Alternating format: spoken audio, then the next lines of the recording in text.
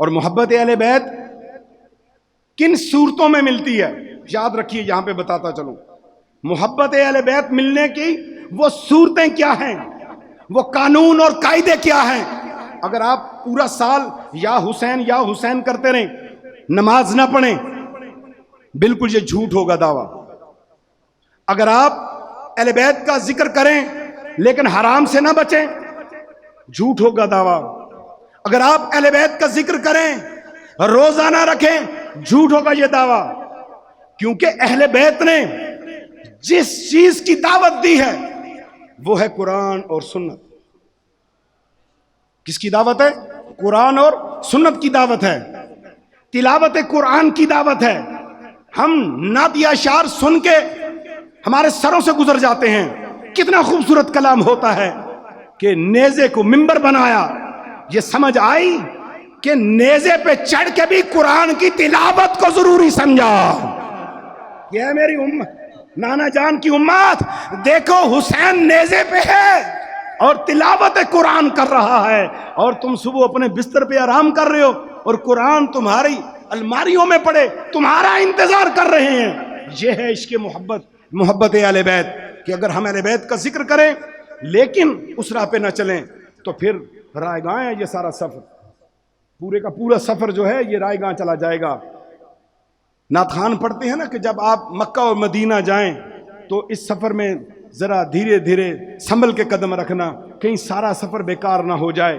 وہ کیا وجہ ہے کہ اس کی جو عزت ہے اس مقام کی، اس کا خیال رکھنا پڑے گا. اگر ہم عیسائی آج بھی حضرت عیسیٰ علیہ السلام کو مانتے ہیں، عیسائی آج بھی حضرت عیسیٰ کو مانتے ہیں لیکن غلط انداز میں مانتے ہیں. ان کا طریقہ غلط ہے. وہ کتاب جو ہے اس کے خلاف ہیں اور وہ اپنے نبی کے حکم کے خلاف ہیں، لیکن بہت انہیں آگے درجہ اور مقام دیتے ہیں جو کہ اسلام کے اندر منع ہے. یعنی اللہ نے قرآن میں کہہ دیا قل هو اللہ احد اللہ الصمد لم یلد ولم یولد ولم یکن له کفوا احد. اللہ کسی سے پیدا نہیں ہوا، اللہ جو ہے وہ واحد یکتا ہے. انہوں نے عیسائیوں نے حضرت عیسیٰ کو خدا کا بیٹا قرار دیا. اب جب وہ حد سے بڑھ گئے تو اللہ نے ان کی بات کو نہیں مانا بلکہ انہیں کفر کے اس گڑھے میں ڈالا جائے گا. لیکن یاد رکھنا یہی طرز اہل بیت کی ہے.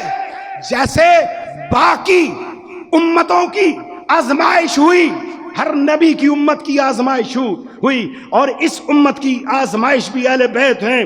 یا تو محبت میں اتنا آگے چلے جائیں گے تو انہیں تعظیم مصطفیٰ بھی یاد نہیں رہے گی، انہیں خداوندی قانون بھی یاد نہیں رہے گا، یا اتنا نیچے گرائیں گے کہ حضرت علی کا موازنہ کر رہے ہوں گے اور ناپ تول کر رہے ہوں گے اور محبت کرنے والوں کے اوپر فتوے لگا رہے ہوں گے.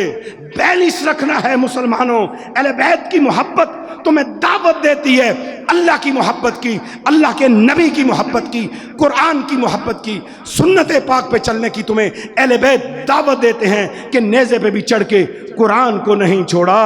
اور پھر ایک روایت میں نے پڑھا کہ جب بیویاں شام میں پہنچتی ہیں تو اپنی جو کنیزائیں تھیں ان کو آگے کھڑا کیا ہوا، چادریں چھن چکی تھیں اور انہوں نے بالوں سے اپنے چہرے کا پردہ کیا ہوا تھا. یہ ہے سنت زینب. اگر زینب بی بی کا نام لینا ہے تو اس طرز پہ ہماری بیٹیوں اور بہنوں کو اپنا پردہ اختیار کرنا پڑے گا. قرآن و سنت کی دعوت دے رہے ہیں اہل بیت اطہار، لیکن ہائے افسوس کہ ہم نے اس دعوت کو بھلا دیا. ہم نے اس دعوت